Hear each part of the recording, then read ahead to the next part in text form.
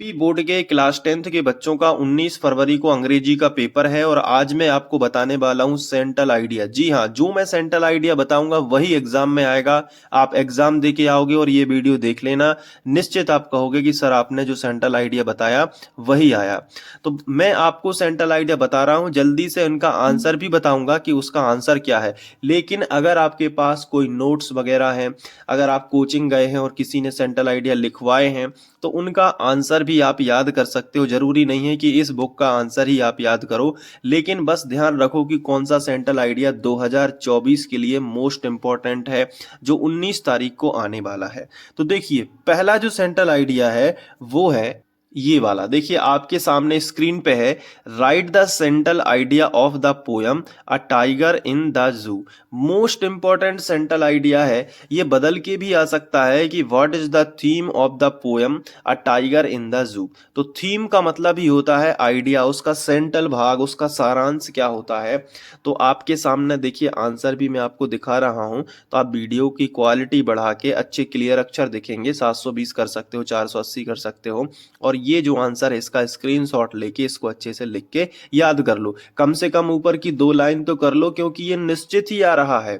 अब बाद में मत कहना मुझसे कि सर आपने कुछ नहीं बताया। देखो, मैं आपको जो कुछ बताऊंगा वो पेपर में आने की संभावना काफी ज्यादा रहती है। गणित के पेपर से आप अंदाज लगाइए कि अंतिम समय में पढ़ने के लिए मात्र 15 क्वेश्चन दिए थे, उसमें से 4 क्वेश्चन टोटल एग्जाम में आ गए।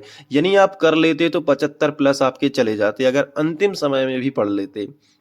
बाकी जो रेगुलर बच्चे पढ़ते हैं तो उनके तो नंबर आने ही हैं। तो इसलिए मैं कह रहा हूं कि ये वाला सेंट्रल आइडिया जो है इसको बहुत अच्छे से कर लेना। अंग्रेजी के पेपर के लिए मोस्ट इंपॉर्टेंट सेंट्रल आइडिया है a tiger in the zoo. कर लोगे ना?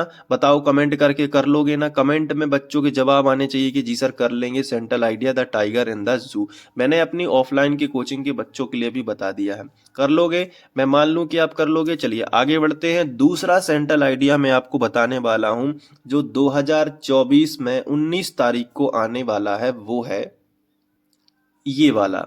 What is the central idea of the poem fire and ice. अगर आप ये 2 सेंट्रल आइडिया कर लेते हैं तो इनमें से एक जरूर आपको एग्जाम में फंस जाएगा। और आप सेंट्रल आइडिया करने का फायदा ये होता है कि फायर एंड आइस हो गया, चाहे टाइगर इन द जू हो गया, अगर उनके क्वेश्चन आंसर भी आएंगे ना, तो अगर आपको कोई क्वेश्चन का आंसर याद नहीं होगा और आपको शब्द दिख गया फायर एंड आइस, तो आपको कुछ नहीं आ रहा तो फायर एंड आइस का सेंट्रल आइडिया ही लिख दीजिए उसमें। तो उसमें आपका 70% चांस होता है कि वो आंसर आपका सही निकले, क्योंकि फायर एंड आइस का आपको सेंट्रल आइडिया याद है। ठीक है बात। लेकिन फायर एंड आइस से मान लीजिए कोई दूसरा क्वेश्चन भी एग्जाम में आ गया, तो सेंट्रल आइडिया तो आपने लिख दिया, लेकिन फायर एंड आइस से कोई दूसरा क्वेश्चन आया है और आपको वो याद नहीं है, तो ये सेंट्रल आइडिया की कुछ कुछ लाइन आप लिख सकते हो। तो ये सेंट्रल आइडिया याद करने का एक फायदा अलग से होता है। सेंट्रल आइडिया मतलब उस पोयम का पूरा सारांश क्या है।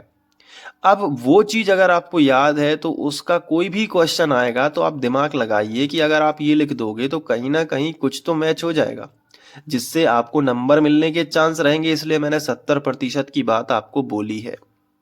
तो 2 सेंट्रल आइडिया 2024 के लिए याद रखना। पहला है टाइगर इन अ जू। दूसरा क्या है बता दीजिए? दूसरा है फायर एंड आइस।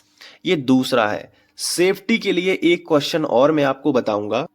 ये जो डस्ट ऑफ स्नो है ना आपकी पोयम, इसका भी अगर हो सके तो सेंट्रल आइडिया याद कर लेना, लेकिन इसके आने की संभावना 10 से 20% ही है।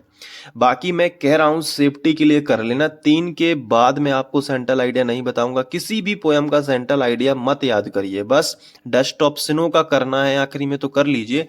बाकी 2 हैं, टाइगर इन अ जू, दूसरा बताया फायर एंड आइस। इनका कर लो बस, बिल्कुल टेंशन लेने की जरूरत नहीं है। 2024 के लिए मैं आपको बता रहा हूं, आप 2 सेंट्रल आइडिया करके जा सकते हो।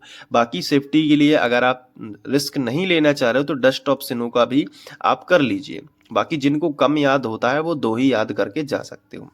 ठीक है, तो इस तरीके से आप जो है सेंट्रल आइडिया की तैयारी कर लीजिए। इसके अलावा आपको और किस बारे में वीडियो चाहिए कमेंट में ज़रूर बताइएगा और 19 तारीख के लिए प्रॉपर धाकड़ तरीके से तैयारी करते रहिएगा। मैं आपके साथ हूँ, कोई भी मोटिवेशन हो मैं वीडियो के साथ में आपको देता रहूँगा। पढ़ाई में कोई कमी नहीं होनी चाहिए। आखिरी समय में, अंतिम समय में पूरा जोर लगा देना है पढ़ाई के लिए। मिलते हैं नेक्स्ट वीडियो में। ऐसे छोटे-छोटे वीडियोज़ के ज़रिए आपको मोटिवेट भी करूँगा और आपके लिए गाइड भी करूँगा कि कैसे आपको 19 तारीख के लिए पढ़ना है और बाकी पेपर के लिए। Thank you.